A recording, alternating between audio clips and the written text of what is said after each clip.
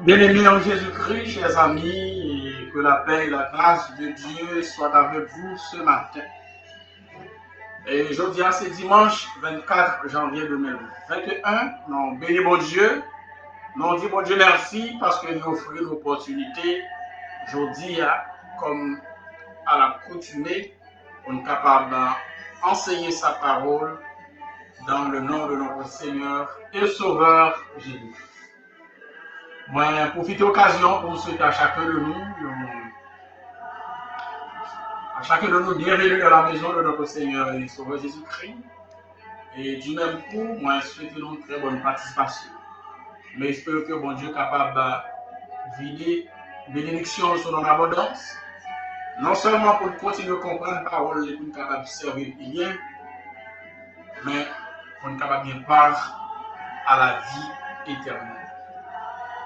Sujet nous, notre traité matin, mes chers bien-aimés en Christ, c'est une analyse de 2 Timothée chapitre 3, les versets 16 et 17, partie 1.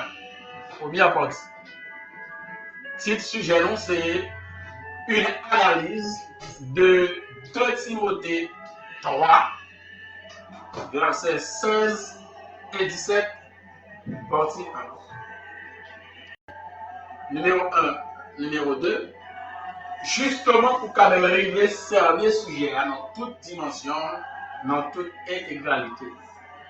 Nous sommes qu'à présenter un seul volume, c'est-à-dire jeudi à là, mais nous voulons que au vu bien assimiler enseignement, non pas voulons une sorte de bourrage de crâne, nous voulons un enseignement vraiment bien synthétique.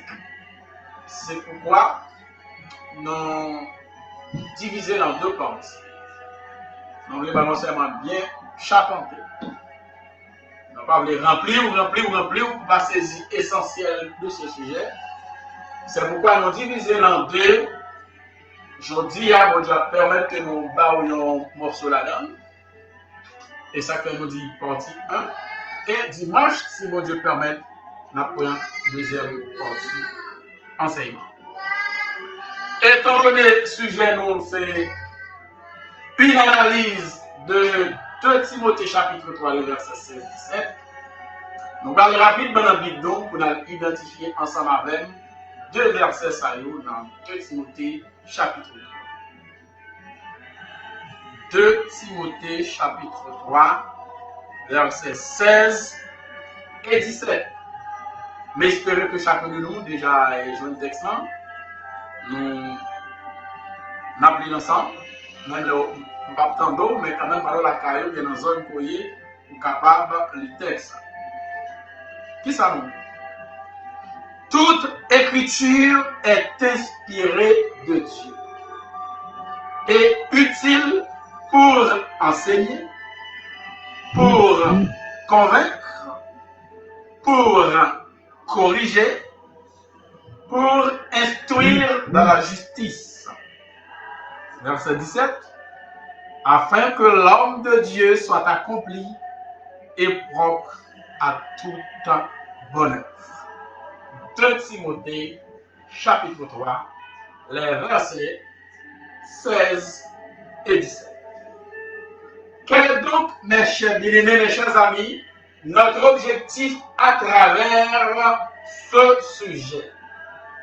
Quel sujet? Une analyse de 2 Timothée, chapitre 3, versets 16 et 17. Qui est l'objectif? Les saints devront comprendre que les versets 16 et 17 du 2e épître de Paul à Timothée mettent en évidence la valeur et l'importance des Écritures saintes, ainsi que leur but final. Au terme de cet apprentissage, ils seront en mesure d'exposer cette vérité à d'autres. Je reprends pour vous notre objectif à travers ce sujet.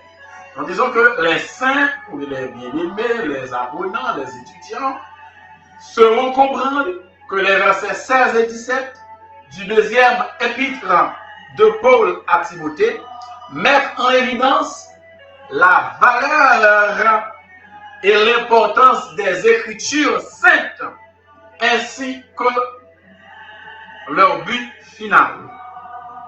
Au terme de cet apprentissage, ils seront en mesure d'exposer cette vérité à d'autres. Alors, c'est ça l'objectif, non, mes chers bien-aimés.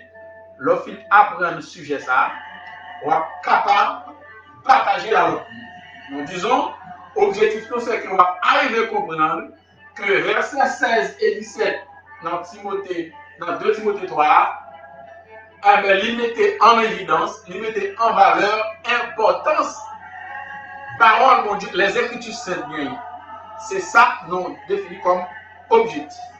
Mais nous allons adopter un petit plan, et quand on essaie un sujet dans 2 volumes, dans le premier volume, c'est-à-dire dans le volume aujourd'hui, nous avons 4 petits points que nous allons débattre ensemble avec. Nous allons amener à comprendre. Premier point, nous allons parler, c'est toute écriture. Deuxième point, les saintes lettres. Troisième point, inspiré de Dieu.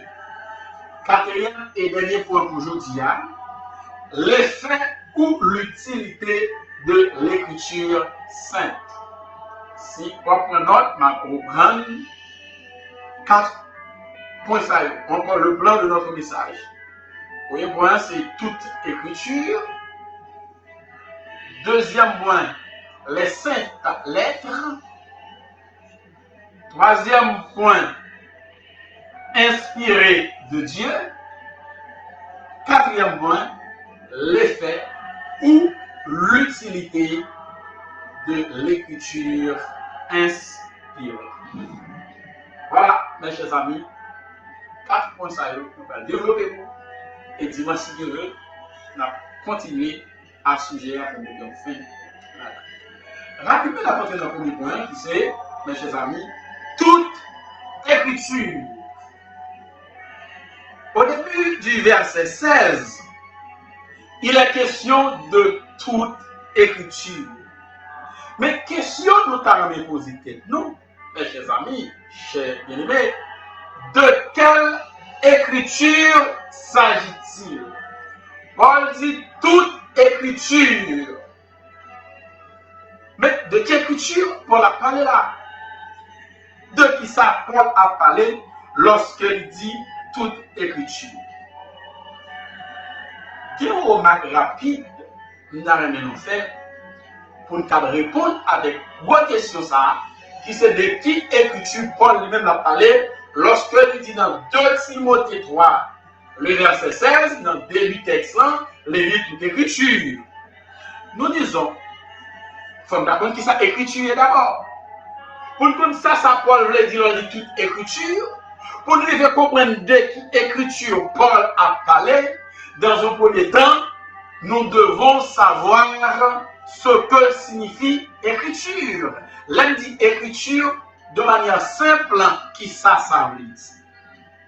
Rapidement, Abdou, l'écriture avec un E minuscule désigne un procédé qui permet de représenter un langage avec des symboles ou des lettres. Autrement dit, écriture l'écrit avec E minuscule, de même l'écrit avec un E majuscule.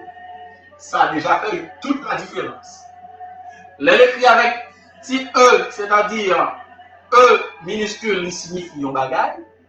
L'écrit avec un grand E, c'est-à-dire E majuscule, écriture, il signifie un l'autre bagage. Donc, j'espère que chacun de nous, nous suivons avec assez d'intérêt, étape par étape, pour ne pas perdre l'enseignement. Ordinairement, nous présentons l'enseignement avec une pédagogie qui permet de mieux saisir sens, ou mieux saisir portée enseignement. Nous espérons que nous va suivre étape par étape. Nous avons défini l'écriture. Nous avons dit écriture, il est capable d'écrire avec E minuscule, de même il est capable d'écrire avec E majuscule. Nous avons dit l'écriture, lorsque il écrit avec un E minuscule, qui ça signifie?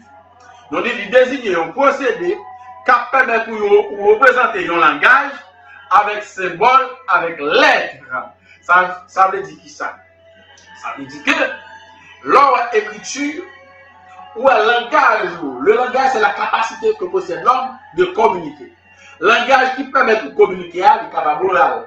Mais lorsque vous déposez quelque part, ou pour le nouveau crayon, ou pour faire un papier, ou déposer quelque part, eh bien, langage ça, il y a écriture.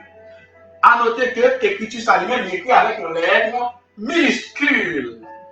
Par extension, lorsque vous dites écriture, elle désigne chose écrite. Toute chose qui est écrite, il y aurait ça écriture. Par extension, lorsque vous dites écriture, avec petit E, bien entendu, avec un petit E, il signifie qui ça? Il signifie, l'autre bagage, il signifie chose écrite.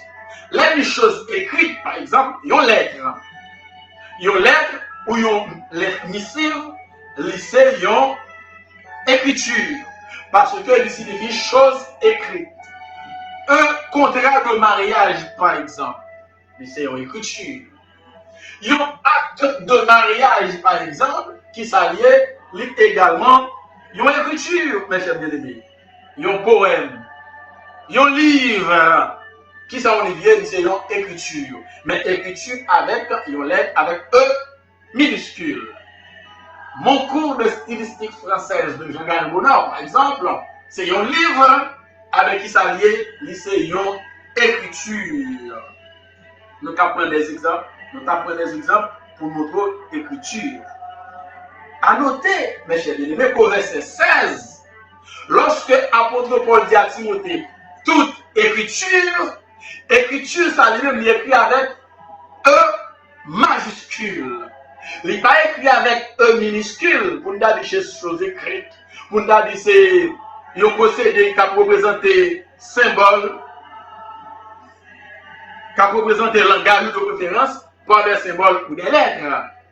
Mais nous remarquons, ou quand je te coup d'œil dans la Bible qui est dans mon nom, lorsque Paul dit toute écriture, ou écriture, ça n'est pas écrit avec un petit E, c'est-à-dire un E minuscule, mais on va l'écrire avec un grand E, c'est-à-dire un E majuscule.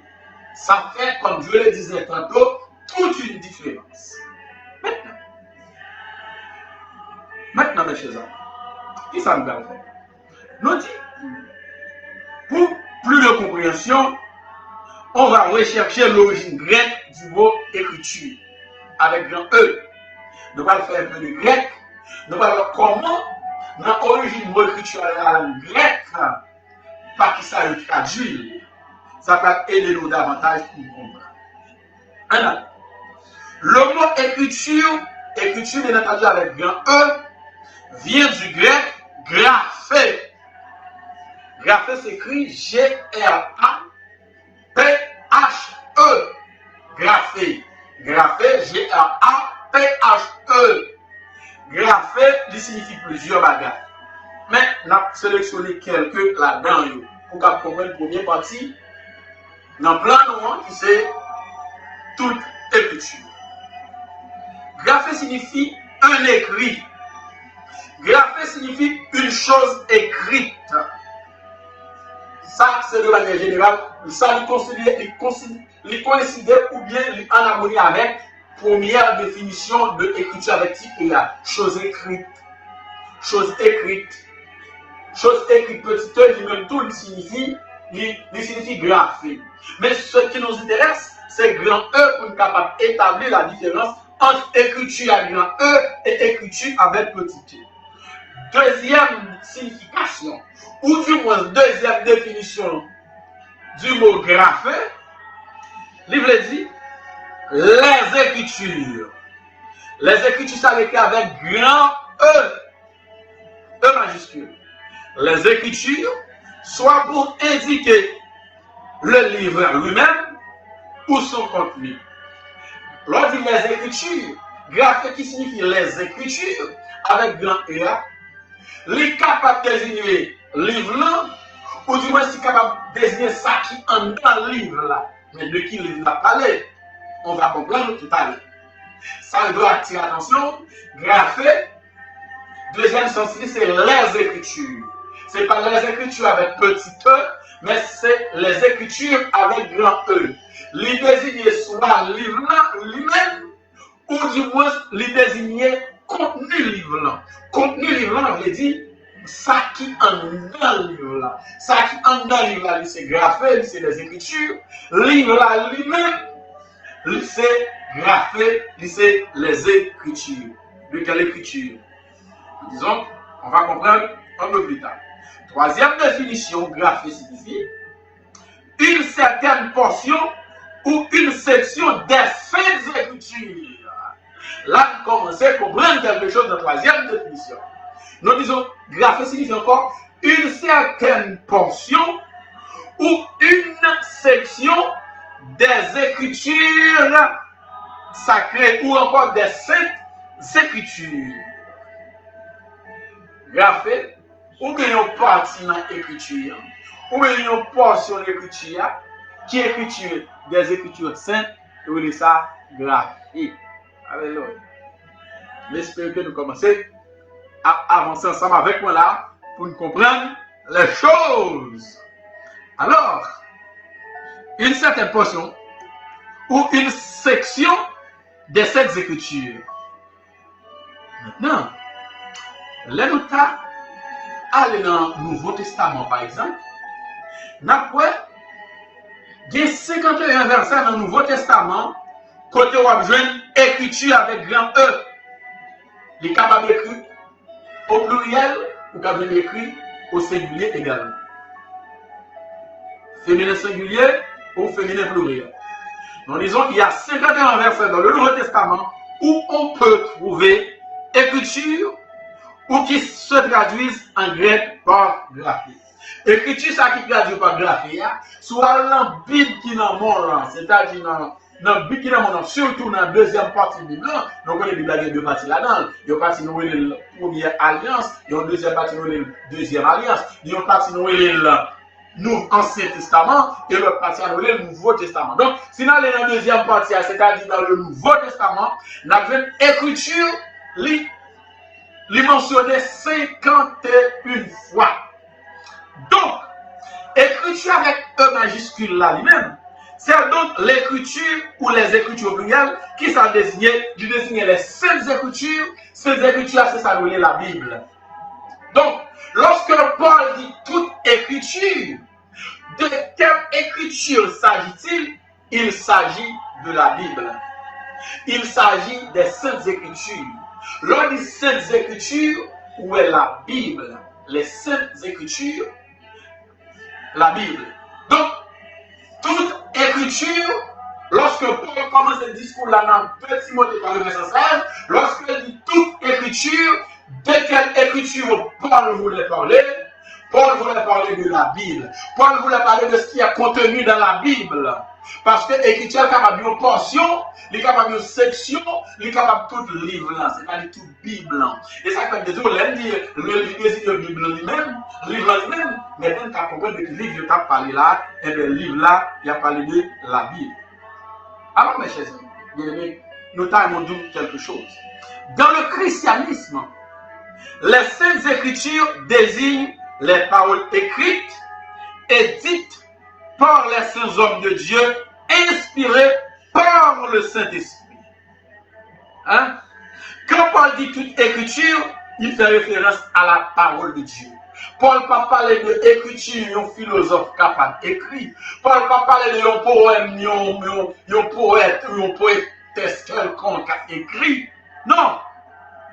Il ne va pas parler d'une lettre ou une lettre missive que vous avez envoyé à une famille ou une amis. C'est pas de ça il s'agit. Là, il dit toute écriture, il s'agit de la parole de Dieu. Il s'agit des saintes écritures. Lorsqu'on dit saintes écritures, on fait référence tout simplement à la Bible. Et dans l'islamisme, c'est-à-dire la religion des musulmans, il parle également de saintes écritures. Saintes écritures, c'est le Coran. Dans le christianisme, saintes écritures, c'est la Bible. Mais dans l'islamisme, saintes écritures pour eux, c'est le Coran. C'est le Coran. En quitter, détail ça. Donc, vous le comprenez bien, lorsque Paul a dit toute écriture, pour pas le faire tel tout plaisir pour dire, Paul a parlé de tout ça qui est écrit, qui existait, loin de là. Paul n'a pas parlé de tout ça qui existait. Tout le monde qui écrit, tout le monde dans la bibliothèque, pour aller dans le livre, ou monter sur Internet, sur Google, ou paquet de textes qui écrit. Ou dit ça, c'est de ça Paul t'a parlé lorsque il dit toute écriture. Non, c'est pas ça. Paul t'a parlé de ça qui est écrit dans la Bible. Paul t'a parlé de la Bible, il t'a parlé des saintes écritures. Donc, on dit les saintes écritures, on dit la parole de Dieu, on dit la Bible, c'est la même chose. Mais j'espère que c'est clair dans le max. On a avancé dans un deuxième point, c'est les saintes lettres. Les saintes lettres. Pas oublier, mes chers bien-aimés, on a analysé les versets 16 et 17 de 2 Timothée chapitre 3.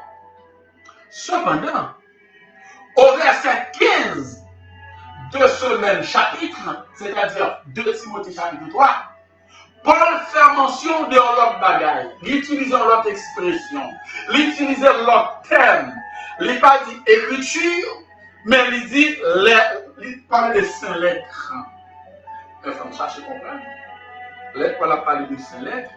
C'est lui qui ça l'a parlé pour ne pas de confusion. On a établi sur une image vraiment pédagogique, didactique. Paul, dans le verset 16, il dit toute écriture. Non, toute écriture, il parle de bagage que les saintes écritures, il parle de bagage que la Bible qui constitue l'Ancien et le Nouveau Testament. Bref, la parole de Dieu.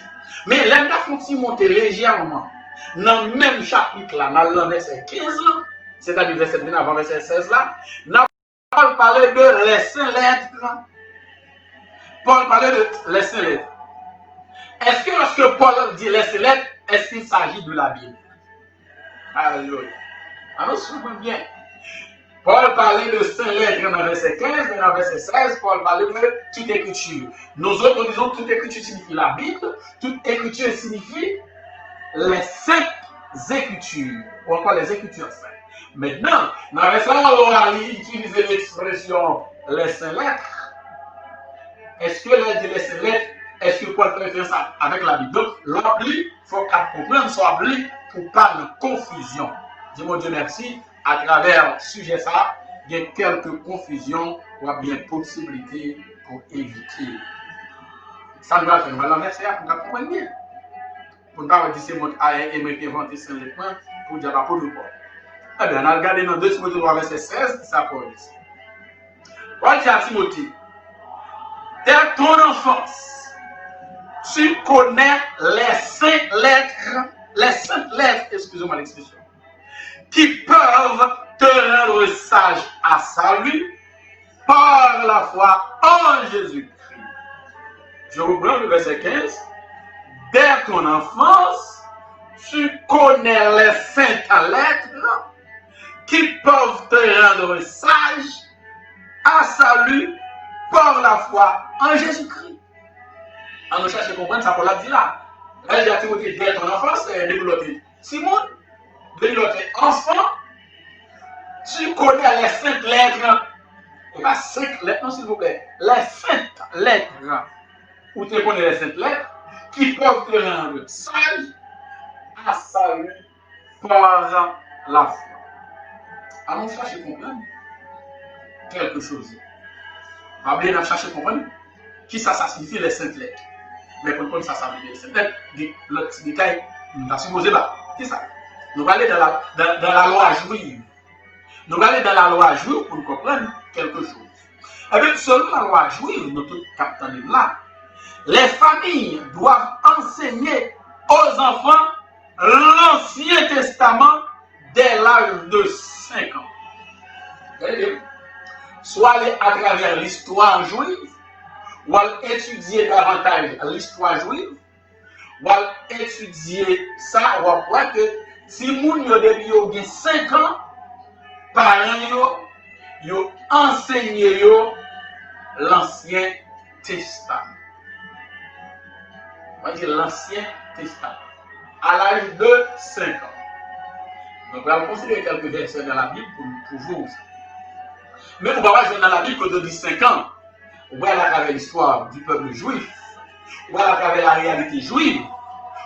On va aller à travers la constitution juive. Ou après, effectivement, à partir de 5 ans, tout parent enseignait petit loi pays. Histoire pays, la loi juive, c'est l'histoire du peuple juif. Donc, son gros bagage. Ce n'est pas quelque chose volontaire qu'il dit. C'est-à-dire, si on voulait instruire, si on voulait apprendre la loi juive ou pas, c'était une obligation. C'était un commandement. Donc, on va aller à travers la Bible pour effectivement enseigner si on dès leur plus jeune âge, enseigner si on dès leur naissance, c'était un commandement, c'était une loi. C'est la loi juive qui demandait aux familles, aux parents d'enseigner à leurs enfants, mes chers amis, mes chers amis, l'Ancien Testament. Nous allons considérer 3 textes dans la Bible pour prouver ça. Nous allons aller dans Deutéronome 6, versets 6 et 7. Nous allons aller dans Psaume 71, la première verset, les 16-17. Nous allons aller dans Psaume. Après ça, nous allons aller dans Psaume 78. Psaume 78, d'abord, verset 5, 6, 7. Voilà. Psaume. Nous allons aller d'abord dans Deutéronome 6, versets 6 et 7. Deutéronome 6 et 7. On a allé rapidement, ouvrez Bible ensemble avec moi. Vérifiez pour ça m'a dit là. Qui ça n'a cherché? N'a cherché à comprendre les 7 lettres. Lorsque Paul a parlé de cette lettre, on dit est-ce qu'il s'agit de la Bible? De qui ça Paul a parlé à Timothée? Lorsque dit Timothée, dès ton enfance, hein, dès ton enfance, tu connais les 7 lettres qui peuvent te rendre sage à salut par la foi en Jésus-Christ. En vrai de qui ça? Mes chers amis, Paul t'a parlé à Timothée. Est-ce que c'était de la Bible qu'il t'a parlé? Verset 6-7 de Deutéronome 6, versets 6 et 7. Qui ça nous lit? Verset 6. Et ces commandements que je te donne aujourd'hui seront dans ton cœur. Et ces commandements, ça c'est mon Dieu qui a parlé à Moïse. Moïse même il connaît ce peuple-là. Et ces commandements, ça y est, comme aujourd'hui, il a prêté dans le cœur. Seront dans ton cœur. Verset 7. Tu les inculqueras à tes enfants et tu en parleras dans ta maison quand tu iras en voyage, quand tu te coucheras et quand tu t'élèveras. Alléluia. Est-ce que nous? Verset 7 là. Moi, je dis, c'est un commandement, c'est un principe, c'est une obligation, c'est une loi. Lorsque parents yo instruit Timounio, apprendre Timounio, enseigner Timounio la loi juive, autrement dit l'Ancien Testament. Nous allons verset 6 là, quand bon Dieu dit Moïse, quand bon Dieu dit Moïse tout ça, et ces commandements ça yo, que m'a aujourd'hui ou mettre yo dans le cœur, il y a toujours dans le cœur. Ou inculquer yo à Simon yo. L'on a parlé de commandements ça yo. L'on a envoyé c'est de vous n'a parlé. L'un coucher, c'est de vous n'a parlé. L'un lever, c'est de vous n'a parlé. C'est-à-dire, pour loi ça yo, commandement pour Dieu, pour faire l'objet, pensée juif yo. Depuis yo, si moun doit apprendre, mais qui ça, mon Dieu t'établi, mais qui ça, mon Dieu te fait, mais qui ça, mon Dieu te dit, mais qui peut dire, mon Dieu te fait dans le clan yo. C'est pourquoi il dit, ou inculquer yo à Timoun yo, ou parler de commandement yo dans Kaye là, pour tout le monde toujours attendre. L'on envoyage dans zone côté, c'est le commandement ça vous pas parler. L'on coucher, c'est eux. L'on lever, c'est même. On avance pour moi quelque chose. Nous allons Psaume 71, verset 17. Psaume 71, verset 17. Là, c'est David. On a ouais quelque chose. Psaume 71, verset 17. Qui ça, David? Oh Dieu, tu m'as instruit dès ma jeunesse et jusqu'à présent, j'annonce tes merveilles. Oh Dieu, tu m'as instruit, ou t'es instruit, quand? Dès ma jeunesse. Et jusqu'à présent, j'annonce tes merveilles. Depuis petit, où t'es enseigné. Depuis petit, où t'es formé. Depuis petit, où t'es instruit. Depuis petit, où t'as appris le roi, et jusqu'à présent, m'a annoncé merveille. Allez, moi, le texte pour un peu plus clair. Psaume 78, verset 5, 6, 7. Psaume 78, verset 5, 6, 7. Allez, il a établi un témoignage en Jacob. Il, ici, c'est l'Éternel des armes, c'est mon Dieu. Il a établi un témoignage à Jacob. Il a mis une loi en Israël. Pour Dieu, Jacob, un témoignage. Pour Dieu, Israël, une loi. Et il a donné à nos pères de l'enseigner à leurs enfants. C'est une obligation. Loi, mon Dieu, principe, mon Dieu, commandement, mon Dieu, foi que parents, enseigner Timoun, depuis au petit. Mais nous disons, là, l'histoire, à partir de 5 ans, ils ont commencé à former Timoun, ils ont commencé à instruire dans la loi. On a pour le verset 6. Pour qui ça a enseigné? Pour qu'elle fût connue de la génération future, des enfants qui naîtraient, et que, devenus grands, ils en parlassent à leurs enfants, enchaînement, parents yo appris si mon yo de petit loi yo. Ça peut passer pour une génération qui va venir après, la génération future, pour qu'on ait loi mon Dieu. Et lorsque yo vient grand, ça va faire, yo va parler avec petit paille. C'est-à-dire, moi-même je dis là, à 5 ans, mon petit monde qui a 5 ans, m'a instruit dans la loi de Dieu. Lorsque les gens viennent grand, ça va le faire. Il peut parler, loi ça y est, avec petit pas, il va le faire. Parce que génération future, il veut prendre la loi de Dieu. Pour prendre la loi de Dieu, il faut que c'est à travers la famille juive. Parents a instruit si vous. Ce n'est pas facultatif, c'est obligatoire. Parce que son commandement pour Dieu bail. Parents doivent instruire si vous. Donc, ça fait pour juif pour nous toujours dire. Nous devons instruire si vous depuis leur petit. Dans la parole de Dieu. Pour que leur vie grande ne pas détourner. Pour qu'on parler la parole de Dieu, ça soit à l'autre monde. Moi-même, je dis nos familles, peut-être que maman, papa, je t'ai fait service au Dieu. Dans le niveau, tu es capable. Je t'ai enseigné nous. Je ne vais jamais oublier chaque fin d'année surtout. Depuis 4-5 heures du matin, maman m'a pleuré nous. Pour apprendre à nous chanter. Pour apprendre à nous prier, lire la Bible devant, etc., etc. Donc, maman t'a fait exactement ça qu'elle dit là. Et pour nous là, on lève une grand moi-même. Mais des capacités pour aller au-delà de ça, au théâtre, moi. Et maintenant, je peux partager là, moi-même, je peux là, je peux partager avec son niveau petit point, et eux-mêmes, les revenus grands, il y a capable de tout parler, partager la l'autre monde. C'est ça. Donc, tout parent a une obligation ça, pour enseigner tout le monde, la caille là, la loi de Dieu, parole de Dieu, pour lorsque vous grand, pour c'est pas votre parole que vous avez parlé. C'est pas votre discours. Il faut que parole la parler de génération en génération. La commencer de côté, la commencer à partir de la famille, lorsque tu es petit. Pour que ça c'est pas petit, les revenus grands pour y avoir 4 peu plus tard, ne pas attendre encore.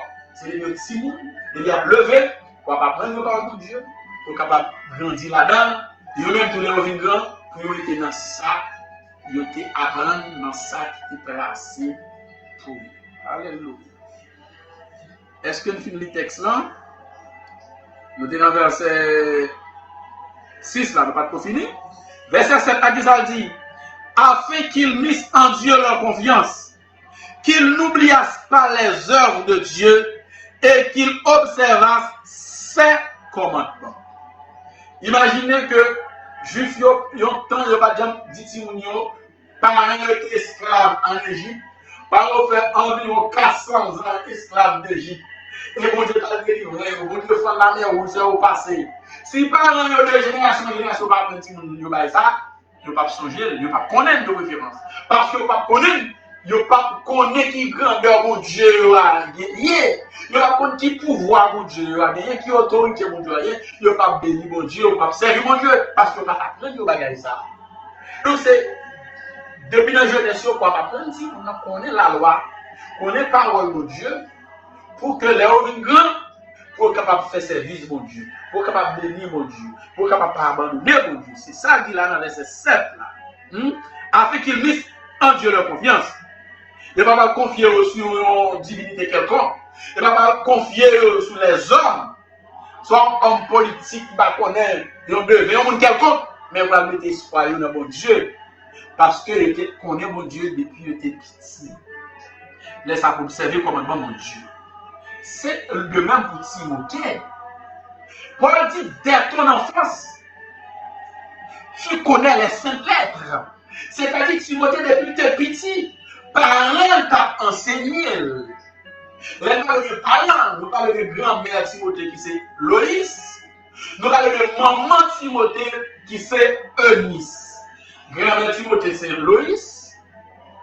Loïs enseigne maman Timothée qui c'est Eunice. Eunice même depuis Timothée Timon, depuis petit, dès ton enfance, lui apprend les paroles de Dieu. En voit ça dans 2 Timothée 1er le verset 5. Donc Timothée lui-même tout il apprend, connaît les 5 lettres dès son plus jeune. 2 Timothée 1er le verset 5.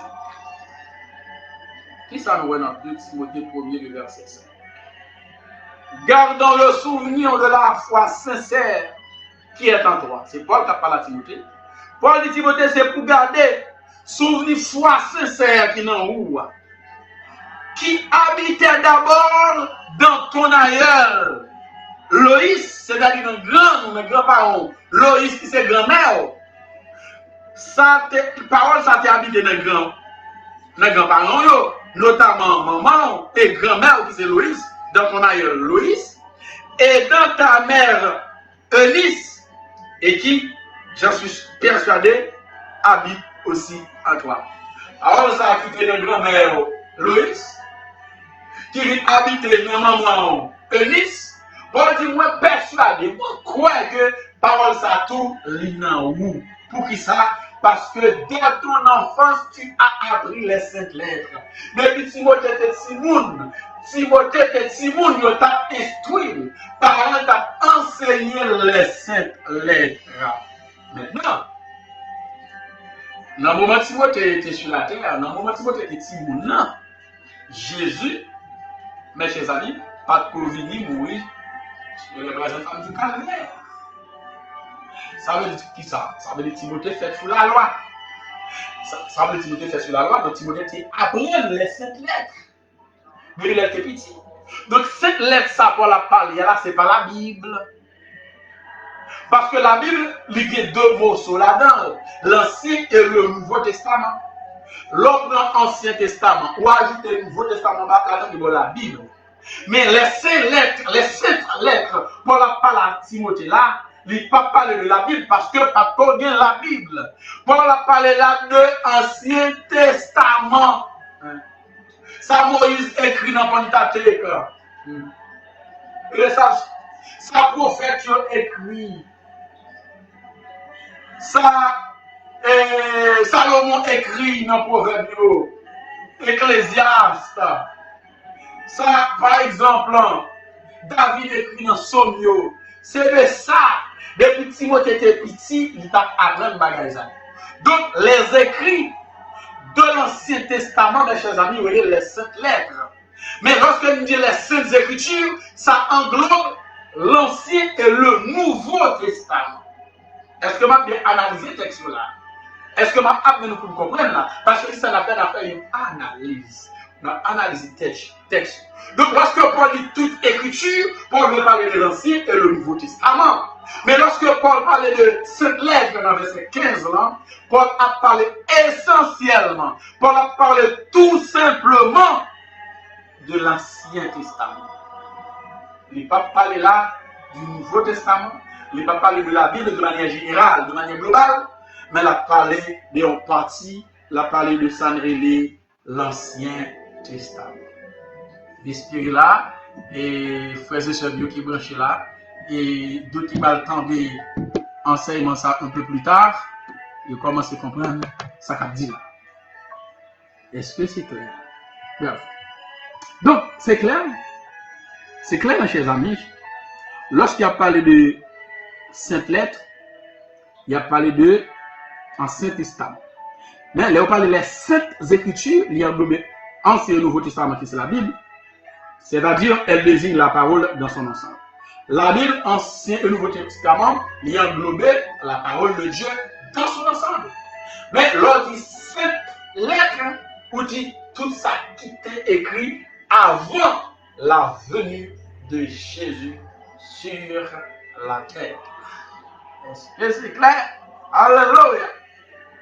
Troisième point, en enseignement, inspiré de Dieu.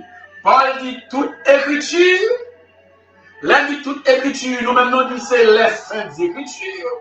Nous dit c'est la parole de Dieu. Ce n'est pas la parole d'un homme quelconque. Ce n'est pas la parole d'un homme quelconque, mais c'est la parole de Dieu.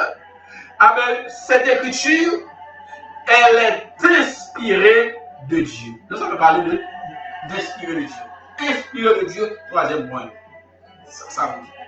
Toujours au verset 16, Paul dit, toute écriture est inspirée de Dieu. Question, que signifie inspirer de Dieu? Et ça n'a fait une analyse. On a analysé termes, expressions, pour y comprendre. C'est ça. Béni mon Dieu pour ça. Nous posons une question, on dit, que signifie inspirer de Dieu? L'expression inspirée de Dieu, mes chers amis, chers bien-aimés en Christ, amen, il traduit par un seul mot grec. Un seul mot grec qui traduit inspiré de Dieu. Qui m'a dit? Théoneustos. Je vais aller légèrement pour qu'attendre pour comprendre.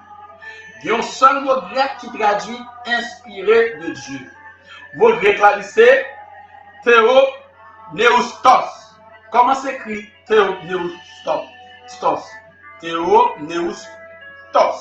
L'écrit T-H-E-P-N-E-U-S-T-O-S.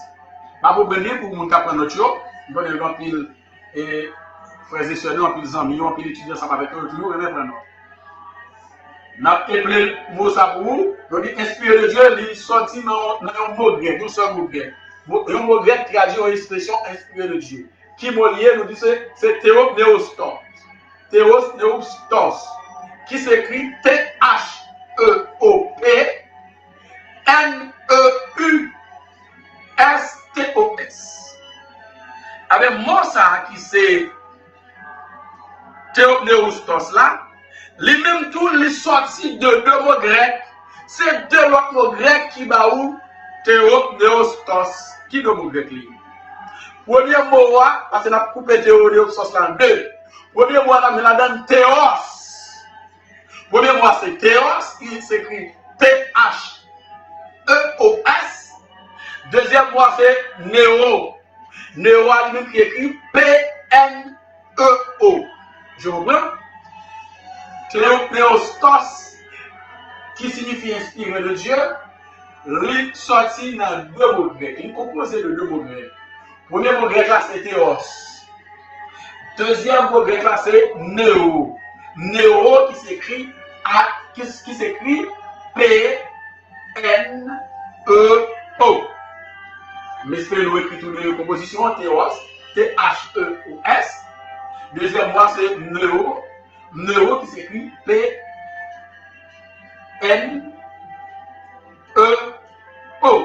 On nous propose le mot théos. Qu'est-ce que ça théos signifie? Théos a plusieurs définitions. Théos a plusieurs significations. Théos a plusieurs mots qui associent avec elle. Mais nous ne parlons pas de toutes. Nous avons quelques la donne. Qui ça signifie? Il signifie un Dieu. Théos signifie un Dieu. Il signifie une déesse. Si on a un Dieu, c'est pas Dieu. Dieu n'a pas là. Un Dieu. Une déesse. Nom général des divinités. Un Dieu. Une déesse, c'est la première définition de théos. Deuxième définition de théos, la divinité, qui c'est Dieu, avec grand E. Théos signifie la divinité. Ce n'est pas les divinités, mais c'est la divinité. Quand on dit la divinité, on voit Dieu. Le Dieu dans l'arabe, Jacques de Jacob, Dieu dans le Seigneur. Donc, Dieu dans le Seigneur là, en grec, c'est théos. Troisième définition, troisième signification de théos, se dit du seul et vrai Dieu. Théos signifie vrai Dieu. Troisième définition. Quatrième, dernière signification dans la parole de Théos. Tout ce qui peut, en certaine manière, être comme Dieu. Ce qui lui ressemble sur certains points. Ce qui représente Dieu. Les magistrats, par exemple, les juges, ils représentent Dieu sur la terre, avec le traduit dans la langue grecque par Théos. Donc, est-ce que c'est clair? Là, nous dit théos, de manière générale, théos veut dire Dieu.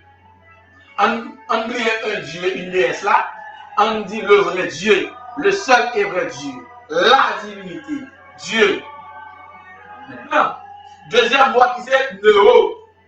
Néo lui-même qui écrit P-N-H, P-N-E-O. J'en dis là qui ça signifie lui-même. Il signifie respirer, il signifie souffle. Là, on a besoin le nom respiration, on a besoin le nom souffle. C'est ça que néo signifie. Mais néo, ça lui-même, il vient d'un mot grec qui sortit en néo. D'un autre mot grec qui sortit en néo, le mot ça, neuma. Neuma. Neuma, ça s'écrit P-N-E-U-M-A.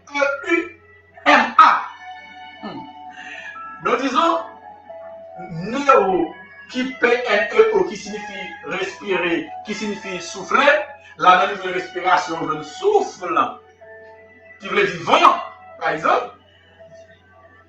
Il y a un autre mot grec qui sortit en dedans néo. Qui l'autre mot grec qui sortit en dedans néo, c'est neuma. Neuma ou neuma, pour qu'à dire comme ça tout. Neuma ou neuma. Comment neuma ou neuma ça s'écrit? Il écrit P-N-E-U-M-A.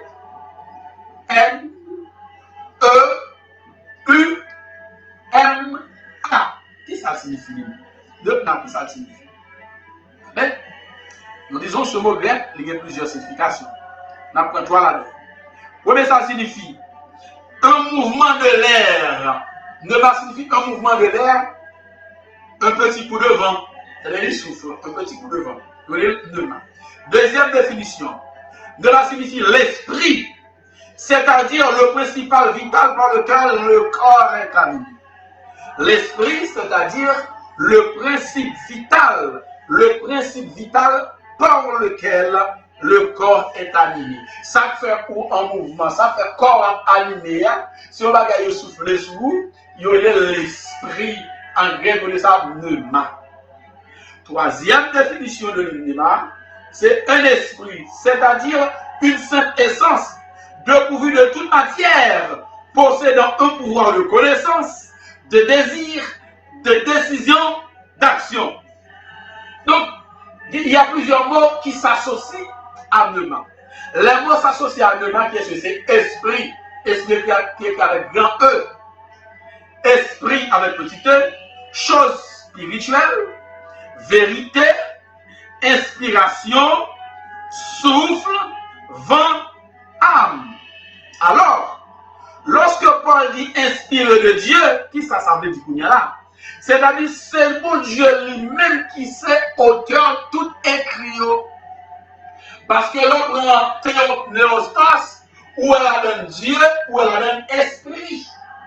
On n'oublie pas que Dieu est esprit. Tout le monde sait bien. Dieu est esprit, il faut que tous ceux qui l'adorent en esprit et en vérité. Alléluia. Bon Dieu, c'est l'esprit. L'autre ça fait inspirer de Dieu qui a dit qu'on s'en va, théopnéostas.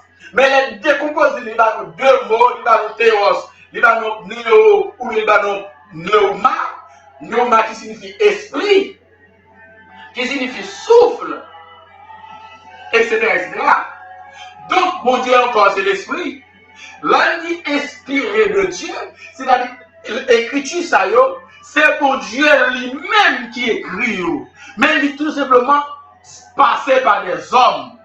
Il passe par des hommes pour que les capable enseigner le monde. Il passe par des hommes pour que tout le monde ait besoin d'écriture. Mais c'est écriture, c'est écriture mon Dieu. Inspiré de Dieu, ça signifie c'est le bon Dieu lui-même. C'est le bon Dieu lui-même qui écrit parole. C'est des paroles, ça c'est paroles. Bon Dieu, il écrit avec l'esprit. Même nous disons, bon Dieu, utiliser les hommes. Est-ce que nous comprenons? Est-ce que tout le monde là? Nous disons, inspiré de Dieu signifie que c'est Dieu lui-même qui est l'auteur de toutes les écritures saintes. Les écritures saintes, c'est l'Ancien et le Nouveau Testament. Les écritures saintes, c'est la Bible, qui est la parole de Dieu. Donc, qui est-ce qui est auteur? Écriture sainte, c'est mon Dieu. Qu'est-ce qui est l'auteur de la Bible? C'est mon Dieu. Maintenant, on ne peut pas dire la Bible écrite par des hommes, c'est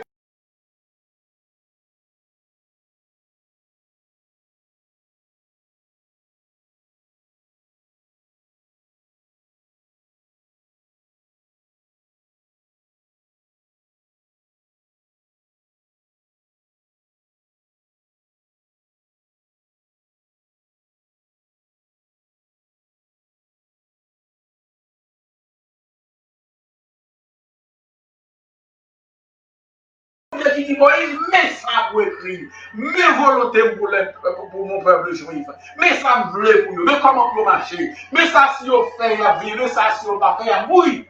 C'est la parole de Dieu. Cette parole est inspirée de Dieu. Ce n'est pas la parole de Moïse. Mon Dieu tout simplement utilisait Moïse comme tuyau. Mon Dieu tout simplement utilisait Moïse comme canot. Mon Dieu tout simplement utilisait Moïse comme moyen de transmission. Mais en réalité, écriture, c'est mon Dieu qui met you. C'est mon Dieu qui auteur.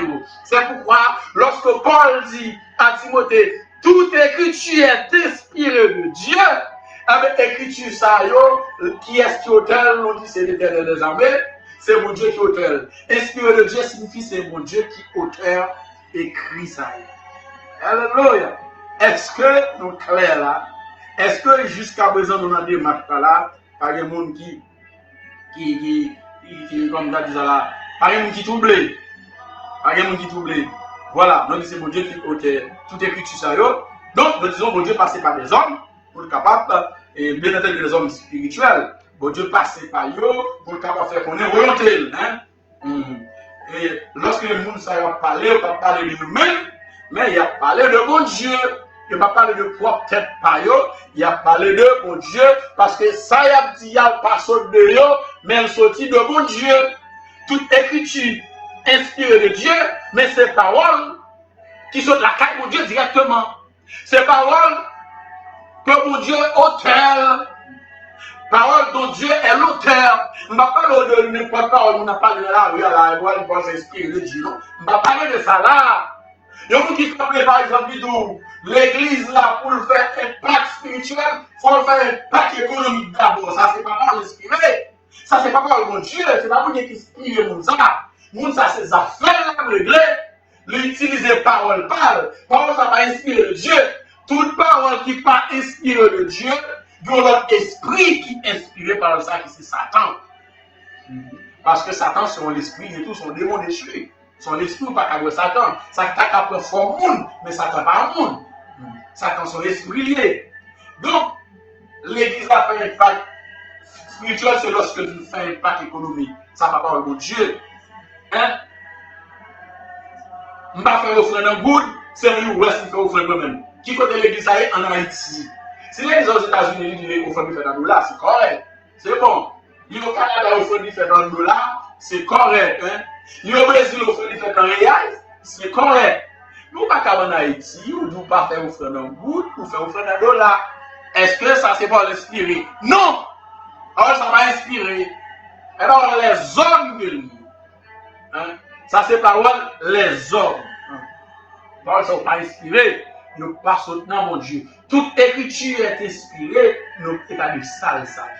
Mon Dieu va inspirer, nous ne savons rien. Ça dit, nous pas soutenir mon Dieu, nous soutenir Satan tout seul. Donc, mes chers amis, c'est clair désormais, tout le monde comprend. L'homme dit toute écriture inspirée de Dieu, c'est mon Dieu qui utilise les hommes pour le capable faire passer le message. Hein? Nous disons, Dieu inspire ses paroles à ses serviteurs, en sorte que ces derniers ne parlent pas de leur volonté souveraine, mais de la volonté de Dieu. Hein? On ne peut pas parler de propre volonté. Hein? On vous dit, les mourisses, c'est le ciel qui va l'enterrer. Parole, ça ne va pas inspirer. Pas de cimetière au ciel. Vous ne pouvez pas vivre au ciel, allez voir pour l'intérieur, enterrer au ciel. Un grand musicien qui est à la fois prédicateur de l'évangile, les deux l'ailes mourir, c'est dans le ciel qui va l'enterrer. Ça n'est pas parole inspirée. D'abord, il est en bas. Comment on va l'enterrer dans le ciel là? Qu'est-ce que ça veut dire? Et nous faisons danser, voler, dire, même si ça n'était des paroles quelconques. Ah non, mes chers amis, ah non. Parole, ça n'est pas inspiré ou pas soutenir mon Dieu. Mon Dieu utilise ses serviteurs parle pour faire passer le message. Nous allons prendre quelques versets pour pouvoir. Regardez, non? On va prendre deux textes. On va poser les deux bien premiers versets 21, versets 20 et 21. On va poser les deux bien premiers versets 20 et 21. On va poser 1 Corinthiens chapitre 2, versets 12 et 13. On va prendre deux textes à eux pour nous, mes chers bien-aimés, mes chers amis, essayer de comprendre. Lundi, bon Dieu, parole c'est quoi le bon Dieu, et puis tu inspires, c'est bon Dieu qui fait ta beauté, mais bon Dieu utilise les hommes pour l'instruire le peuple. En regarder deux textes à eux. D'abord, on apprend deux premiers versets 20 et 21. Après, on apprend 1 Corinthiens 2, versets 12 et 13. On allait rapide. Deux premiers versets 20. Qui ça Pierre dit? Sachant tout d'abord, vous-même, qu'aucune prophétie de l'écriture ne peut être l'objet d'interprétation particulière. Hein? Pas bon. Sachant tout d'abord, nous devons avant tout comme ça. Ça doit être clair dans la tête, nous, bien aimés. C'est Pierre qui a dit ça. Nous devons nous-mêmes comme ça. Qu'aucune portion de l'écriture ne peut être l'objet d'interprétation particulière. Hein? Verset 21, allez nous comprendre, car ce n'est pas par une volonté d'homme qu'une prophétie a jamais été apportée, mais c'est poussé par le Saint-Esprit que des hommes ont parlé de la part de Dieu. Alléluia.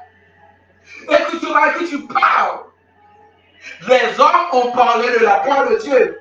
Ça qu'on parlait de la part de Dieu parce que le bien l'esprit de Dieu.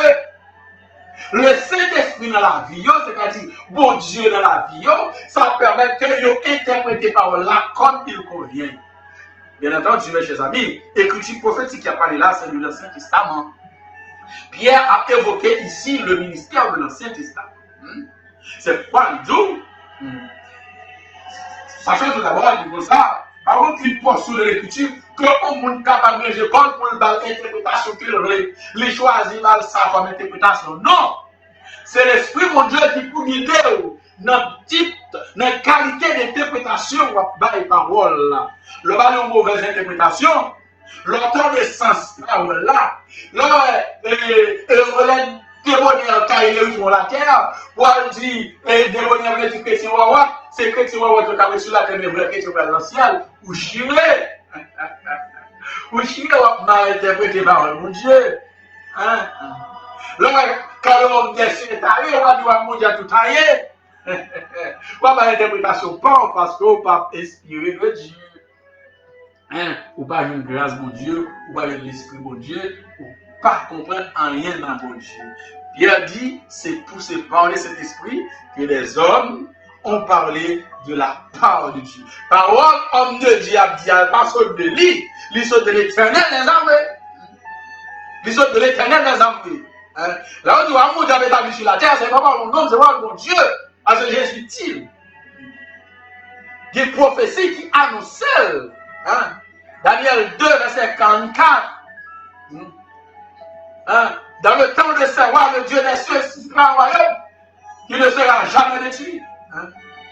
Il anéantira et détruira tout ce royaume-là. Prophétie annoncée. Le ciel existe éternellement. Mais lorsqu'on a dit au royaume qui va détruire, et le ciel là, on a dit ici, nous satisfaire avec un petit caille, ça va inspirer. On a de la maison du Père, c'est le ciel, ça va pas inspirer. Et de la maison, l'homme mourit parce qu'à nous, est-elle allé de la maison du Père? C'est faux. Ça va pas inspirer. Il ne va pas inspirer. Alléluia. Mais, dit apôtre Paul, apôtre Pierre, c'est poussé par le Saint-Esprit que les hommes ont parlé de la parole de Dieu. C'est pas bon dire que l'eau, c'est pas bon dire former. On va camper des renseignements pour parler de mon Dieu. On va dire sauver, on va dire charabia. En disant parole, ça va pas la parler à ça. Écriture, ça va pas la parler là. Écriture prophétique, ça c'est de l'Ancien Testament, il s'agit. Les noms chavirés rapide dans 1 Corinthiens 12, verset 12, 13, nous parlons ça à tout. Paul dit lui-même avec Corinthiens. 1 Corinthiens 12, verset 13, verset 12 et 13. Qui ça pour Pierre? À vous de Corinthiens. Or, nous n'avons pas reçu l'esprit du monde, mais l'esprit qui vient de Dieu, afin que nous connaissions les choses que Dieu nous a données par sa grâce. Paul dit, ça m'a dit là, c'est pas que moi je sortis, c'est pas que nous les hommes ils sortis. Nous connaissons l'esprit qui sortit dans le monde, dans Satan, l'esprit de l'air. C'est pas que l'esprit ça nous reçoit. Nous n'avons pas reçu l'esprit du monde, mais l'esprit de Dieu qui vient de Dieu. L'esprit qui vient de Dieu. Pour qui ça? Pour nous capables de connaître les choses que mon Dieu baille à sa grâce. Là, nous sommes dans le ministère du Nouveau Testament. Pour la révéler, ça qui a passé dans le Nouveau Testament là, c'est l'esprit mon Dieu qui baille, c'est l'esprit mon Dieu qui explique, c'est l'esprit mon Dieu qui annonce. C'est en grâce parce que mon Dieu est capable de connaître ça qui a passé, ça qui peut passer. Lorsqu'on est capable de prendre une prophétie, et vous interprétez exactement, ça c'est une grâce. C'est pas l'esprit du monde, c'est l'esprit de Dieu. Pourquoi? Parce que l'écriture inspirée de Dieu, c'est bon Dieu lui-même qui met écrit, mais mon Dieu servait avec des hommes, il servait avec l'apôtre Paul par exemple, pour faire comprendre la vérité, parole, mon Dieu. Mais je dis, on enseigne n'importe quoi, parce que tout simplement, c'est pas l'esprit de Dieu qui a dirigé nous, mais c'est l'esprit du monde qui a dirigé. Est-ce que c'est clair? Nous disons, verset 13, qui ça Paul dit dans verset 13 là? Et nous en parlons, non avec des discours qu'enseigne la sagesse humaine, mais avec ceux qu'enseigne l'esprit. Ça concorde, elle n'a pas l'écriture spirituelle, c'est mon Dieu lui-même qui m'a décrit. Voilà ça Paul dit là. Mais avec ceux qu'enseigne l'esprit, employant un langage spirituel pour les choses spirituelles. Si on pas spirituel, on pas qu'à un langage spirituel, ou pas qu'à parler des choses spirituelles, ou pas qu'à expliquer les choses spirituelles, ou pas qu'à analyser les choses spirituelles, parce qu'on pas spirituel, ou pas spirituel, c'est pas que l'esprit, mon Dieu. Ça veut dire, mon Dieu, n'est pas dans la vie. Mon Dieu va faire grâce, ou bien beaucoup faire grâce. Hein? Paul dit ça, on a parlé là. C'est pas discours que l'homme baille, non? C'est la sagesse humaine. La sagesse humaine signifie qui ça? Ou tu as l'école, ou faire études, ou faire de grandes études, ou passer à l'université, ou il y a là un bon discours, et vous connaissez avec capacité intellectuelle, ou avec service au chiré. Oui, capacité intellectuelle est extrêmement importante dans le service de Dieu. Mais ce n'est pas lui-même qui est au prime abord. Avant toute chose, c'est l'esprit de Dieu qui doit habiter. Et associé avec la capacité qu'on gagne. Même Jean-Paul, par exemple, qui est au pied de Gamaliel, qui apprend le paquet de bagailles. Lorsque maintenant, il vient baptiser, recevoir le Saint-Esprit, on va vers son fils, Paul, qui est comme il n'importe quel grand philosophe, à Athènes, pour la enseigner la bonne nouvelle joyeuse de Jésus. Pour la enseigner la bonne nouvelle joyeuse de Jésus-Christ. Mais ce n'est pas connaissance mathématique, ce n'est pas connaissance Alfred de Lycée, ce n'est pas connaissance Jean de la Fontaine. Daciton, c'est le gros monsieur là, c'est le gros homme.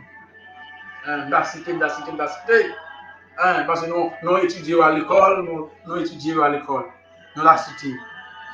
Ça veut dire sa sagesse humaine. Nous tapons Montesquieu, nous tapons paquet nègre là, nous tapons Rousseau, nous tapons Voltaire, nous tapons Diderot, nous tapons Emmanuel Sieyès, un paquet de gros monsieur. Nous tapons Thucydide. Nous apprenons Machiavel avec le prince. On parle de monsieur avec l'écrit. Mais ça, c'est sagesse humaine. Avec écrit, ça, il n'y a pas qu'à faire service pour Dieu. Parce que ces écrits-là ne sont pas inspirés. Toute écriture inspirée de Dieu. Je dis, c'est mon Dieu qui est au cœur écrit. Mais mon Dieu utilise les hommes pour que les hommes capables de parler maintenant, pour que les hommes capables de parler pour lui. Mais ce n'est pas les hommes avec propre volonté. Parce que pour enseigner les choses spirituelles, il faut qu'il y ait un langage spirituel. Pour un langage spirituel, ça, il faut que Dieu former, il faut que Dieu instruire, il faut que Dieu bâtir dans sa sagesse. Non pas la sagesse humaine, mais la sagesse de Dieu.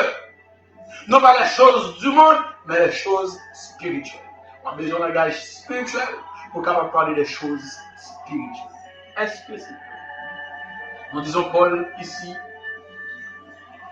qui ça le fait? Nous disons Paul expose ici la façon dont les Écritures du Nouveau Testament ont été annoncées. Quatrième et dernier point d'apprendre pour nous mettre fin dans le message d'aujourd'hui. L'étude d'aujourd'hui, c'est l'effet ou l'utilité de l'Écriture sainte. L'effet ou l'utilité de l'Écriture sainte. Nous disons que bon Dieu révèle les paroles au moyen de serviteurs qu'il choisit. Comment ça, nous disons ces paroles qui nous sont données pour notre profit et notre bénédiction. Peuvent produire de présence quel effet en nous ou en quoi elles nous sont utiles. On a parlé de l'effet ou l'utilité de l'écriture inspirée. L'écriture inspirée, ça, qui effet qu'a produit dans la vie, à qui ça est capable utile, pour qui ça écriture, à qui ça écriture est capable utile, qui effet écriture ça capable produire. Nous disons, c'est une question posée. Nous répondons. Nous disons, elles nous sont utiles, écriture ça L'utile non pour qui ça? Pour 4 raisons. Première raison, pour enseigner. Écriture utile non. Effet écriture. Premier effet rien, c'est enseigner. Deuxième effet rien, ou encore l'utile en deuxième magasin, convaincre. Troisième effet, l'utile en troisième magasin, ce qui s'allie. Après convaincre, c'est corriger. Quatrième et dernier effet, c'est instruire dans la justice. C'est pas moi qui dis, c'est Paul qui dit dans verset 16. Il dit, toute écriture est inspirée de Dieu, qui ça Paul dit, et utile, pour enseigner, pour convaincre, pour corriger, pour instruire dans la justice. Mais effet écriture. Mais à qui ça écriture de aboutir? Mais à qui ça écriture les utiles? On dit les utiles à 4 dans on est là, l'utile pour enseigner. Deuxièmement, l'utile pour convaincre. Troisièmement, l'utile pour corriger. Quatrièmement, l'utile pour instruire dans la justice. Ça fait combien de vers? Ça fait 4. On dit, c'est. On allait. Premier bagage écriture à servir et utile pour enseigner. 2. Convaincre. 3. Corriger. 4. Instruire de la justice. Là, nous en face 4 vers. Dis-moi si tu veux, nous aurons l'occasion d'analyser ces 4 verbes. Enseigner, convaincre, corriger et instruire. Et comme nous analysons, nous allons tout jour là, comme on dit, nous avons un boulage de crâne, nous allons faire de manière méthodique. Quand on bout de jeudi, dimanche si Dieu veut, nous allons arriver là. Dimanche si Dieu veut, nous aurons l'occasion d'analyser ces 4 verbes, enseigner, convaincre, corriger, instruire. C'est avec vous, mes chers bien-aimés, mes chers amis, votre humble serviteur, Jean Gaffy. Que Dieu vous bénisse, que Dieu vous garde, que Dieu vous protège. Amen. Amen. Amen.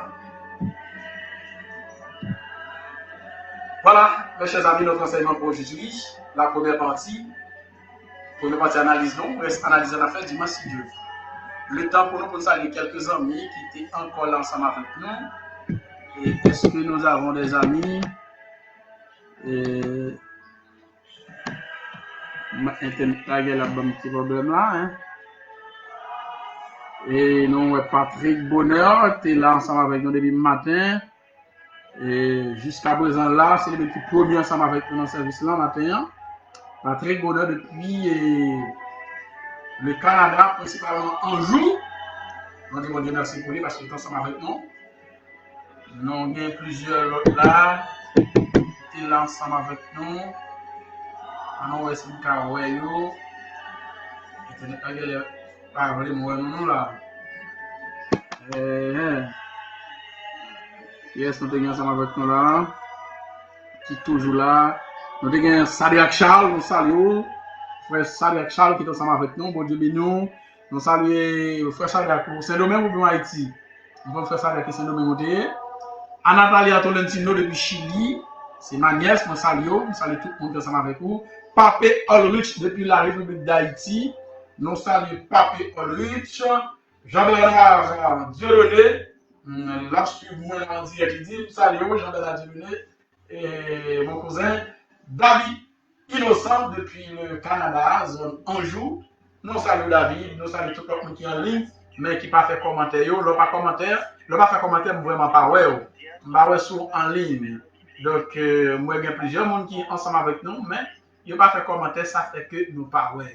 Donc, moi, salue nous tous, dans le nom de Jésus-Christ. Mais j'espère que pour la première partie, enseignement, ça a été utile, non? Nous espérons que dimanche, si Dieu veut, vous permettre de nous prendre la deuxième partie. Allez, bonne fin de journée, bonne semaine, que Dieu soit avec vous.